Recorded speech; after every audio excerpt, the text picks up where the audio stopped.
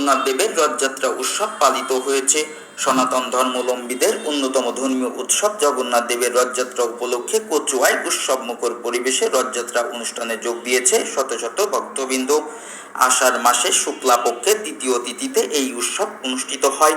7ই জুলাই রবিবার সকাল 11টায় উপজেলা মন্দির কমপ্লেক্সের আয়োজনে অনুষ্ঠিত রথযাত্রায় শত শত ভক্তরা ছেড়ে ছেড়ে জগন্নাথ দেবের রথটানে অংশ নেন। পরবর্তীতে দুপুরে কচুয়াই 600 বছরের পুরনো শিবপুর শিব মন্দিরে সনাতন ধর্মাবলম্বীদের সহস্রাধিক ভক্তদের পদচারণায় ছেড়ে ছেড়ে জগন্নাথ দেবের রথযাত্রা উৎসব উদযাপন করা হয়। এছাড়াও বাদাল বাজার এবং বড় আন্দার মানিক মন্দিরেও ব্যাপক উৎসাহ উদ্দীপনার মধ্য দিয়ে রথযাত্রা উৎসব উদযাপিত হয়েছে। প্রতি বছরের মতো এবারও রথযাত্রা উপলক্ষে পূজা অর্চনা, গীতাপাঠ, হোমযজ্ঞ, জগন্নাথ লীলামিত মাঠ, বৈদিক চলচ্চিত্র প্রদর্শনী, ভজন কীর্তন, শোভাযাত্রা সহ নানা অনুষ্ঠানের আয়োজন করা হয়। পূজা শেষে ভক্তদের মাঝে প্রসাদ বিতরণ করা হয়। মঙ্গল প্রদীপ প্রজ্বলনের মধ্য দিয়ে রথ টানের শুভ সূচনা হয়। 9 দিন পর 15ই জুলাই সোমবার জগন্নাথ দেবের উল্টো রথযাত্রা হওয়ার কথা রয়েছে।